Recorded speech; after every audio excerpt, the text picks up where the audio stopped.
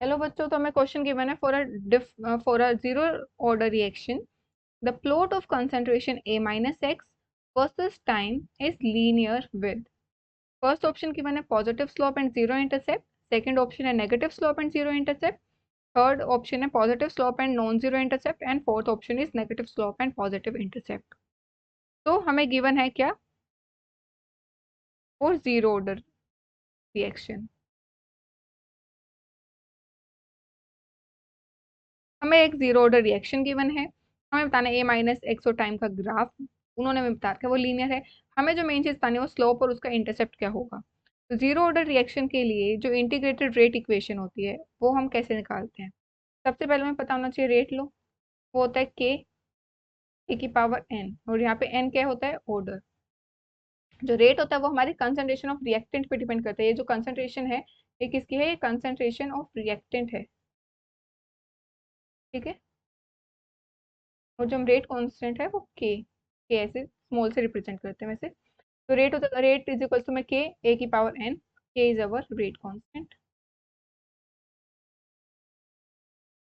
Okay. तो for zero order क्या given है हमें? जीरो ऑर्डर, दैट मीन्स जो एन की वैल्यू गिवन है वो जीरो गिवन है। तो हमारा रेट क्या हो जाएगा? के ए की पावर जीरो। और किसी की भी पावर जीरो क्या होती है? वन होती है। तो ए की पावर जीरो की वैल्यू आ जाएगी वन। और यहाँ पे जो रेट, तो हम इसको कैसे लिख सकते हैं? जो हमारा रेट है इज इक्वल्स टू में के। ठीक है। देन रेट जो होता है वो change in concentration per unit change in time. Okay, change in time के हिसाब से होता है। चेंज इन कंसंट्रेशन मतलब डी ए हो गया, कितनी चेंज आई है कंसंट्रेशन रिएक्टेंट की। चेंज टाइम में, कितने टाइम चेंज में, ये हो गया के। Okay. Then we will integrating both sides. अगर आप ये कर लो t A is d t को आप उधर ले जाओ, देन इंटीग्रेटिंग बोथ साइड्स।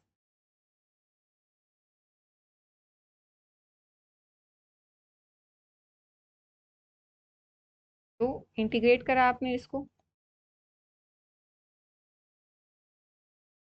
ये कॉन्स्टेंट है बाहर रहेगा, dt को आप इंटीग्रेट कर रहे हो। ठीक है। तो यहाँ पे क्या हो गया? हम सपोज करते हैं कि time is equals to zero लिया हमने। तब जो हमारी कंसंट्रेशन थी किसकी? रिएक्टेंट की, वो हमने मानी है ए नॉट। और टाइम टी पे जो कंसंट्रेशन है किसकी? रिएक्टेंट की, इतनी बची हुई कंसंट्रेशन है टाइम टी पे, वो हमने मानी है ए। ओके। तो हमने पुट कर दी लिमिट्स। यहाँ पे क्या है? ए नॉट कौन से टाइम पे? जब टाइम हमारा T is equals to zero given है। और जब हमारा T is equals to T given है, मतलब कोई भी टाइम इंटरवल गिवन है, तब हमारी बची हुई कंसंट्रेशन रिएक्टेंट की ए गिवन है। ठीक है। ये हमें लिमिट्स गिवन है। और यहाँ पे क्या है? कोई भी नहीं है, कोई कांस्टेंट है, मतलब यहाँ पे एक वन तो होगा ना, वन इंटू में कुछ भी मल्टीप्लाई करो वन ही आता है। तो यहाँ पे क्या होगा? ये यहाँ पे वन इंटू में दिस, तो आप इंटीग्रेट करोगे तो क्या हो जाएगा? ए आएगा। लिमिट क्या है? ए नॉट और ए। सिमिलरली यहाँ पे भी वन है, आप इसको इंटीग्रेट करोगे वन को तो क्या आएगा? टी आएगा। ये हमारा था ही, इसमें भी लिमिट्स क्या है? T is equals to zero, T is equals to T. अब आप upper limit minus lower limit values put कर दो। अपर लिमिट ए है, माइनस लोअर लिमिट क्या है? ए नोट है, वो आपने पुट कर दी। ये हो गया के। अपर लिमिट क्या है? टी माइनस टी, यहाँ पे दूसरा टी क्या है? जीरो। तो ये हो जाएगा A minus A naught is equals to k t. तो आप इसे सोल्व करोगे तो ए इज इक्वल्स टू में ए नोट, यहाँ पे माइनस का साइन भी था आगे, minus D A by D T होगा ना, क्योंकि जो रिएक्टेंट है वो तो कंज्यूम हो रहा है, तो मतलब वो धीरे धीरे खत्म हो रहा है। ये वो नेगेटिव साइन वो रिप्रेजेंट कर रहा है। यहाँ पे हमने क्या करा? यहाँ पे नेगेटिव था, इसको हम उधर ले जाएंगे, तो यहाँ पे पॉजिटिव और उधर नेगेटिव कर दिया अब हमने। ठीक है। नेगेटिव करा तो यहाँ पे नेगेटिव चला आ रहा है, यहाँ पे भी नेगेटिव है, यहाँ पे भी नेगेटिव है। तो ये हुआ हमारा A is equal to A naught minus k t. Okay. तो ऐसे नेगेटिव साइन को भूलना नहीं है, नेगेटिव साइन को आगे लेके चलना है। ठीक है। ये हो गई हमारी इंटीग्रेटेड रेट इक्वेशन। ओके। और अगर आपको integrated rate equation zero order के लिए पढ़नी है एनसीईआरटी से, तो वो आपको मिलेगी पेज नंबर 103 टू 104 पे। इंटीग्रेटेड रेट इक्वेशंस गिवन है। केमिकल काइनेटिक्स के चैप्टर में, और ये जो पेज नंबर है वो पुरानी वाली एनसीईआरटी के हिसाब से है। तो 104, 104, 103 और 104 पेज नंबर पे आपको मिलेगा। तो आपको जो मेन चीज इस क्वेश्चन में ध्यान रखनी थी वो ये इक्वेशन, अगर आपको ये याद है तो आप डायरेक्टली ये इक्वेशन लगा दो, ए इज इक्वल टू में ए नॉट माइनस ए टी। ए क्या है? कंसंट्रेशन किसी भी टाइम पे। अगर हमने कोई ए से बी रिएक्शन मानी है, हमें इनिशियल कंसंट्रेशन है ए माइनस एक्स, जब हमारा टाइम टी पे एक्स कंज्यूम हो गया, तो जितना कंज्यूम होगा वो बना होगा। जो रेट होता है वो रिएक्टेंट पे डिपेंड करता है। और हमें वही क्वेश्चन पूछा है कि ए माइनस एक्स का टाइम के साथ ग्राफ बनाना है।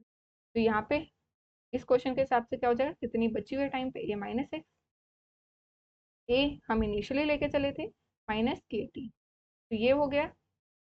तो इसका ग्राफ क्या है, ये y इज इक्वल टू में c minus m x. Straight line की इक्वेशन बन गई विथ डिक्रीजिंग स्लोप। ठीक है, स्लोप क्या है हमारा, नेगेटिव आ रहा है। ठीक है, स्लोप हमारा क्या है, नेगेटिव आ रहा है। इंटरसेप्ट क्या है हमारा, इंटरसेप्ट है हमारा A, is A which is positive. क्योंकि कोई भी कंसंट्रेशन आप लेके चलोगे, ऐसा तो हो नहीं सकता कि आप कोई कंसंट्रेशन लेके ही ना चलो, नेगेटिव तो कभी भी नहीं हो सकती कंसंट्रेशन। वो क्या है, पॉजिटिव। तो यहाँ पे क्या है, डिक्रीजिंग स्लोप आया है। तो इसलिए जो हमारे इंटरसेप्ट है वो यहाँ पे है, जो कि पॉजिटिव है। यहाँ पे हम लेके चले ए माइनस एक्स, यहाँ पे हम लेके चले हैं टाइम। ठीक है, इसका जो स्लोप आया है वो है माइनस की।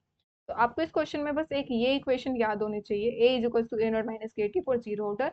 आपने उनकी वैल्यूज पुट करी, आपने देखा कि टाइम के साथ क्या होता है, डिक्रीजिंग स्लोप आ रहा है।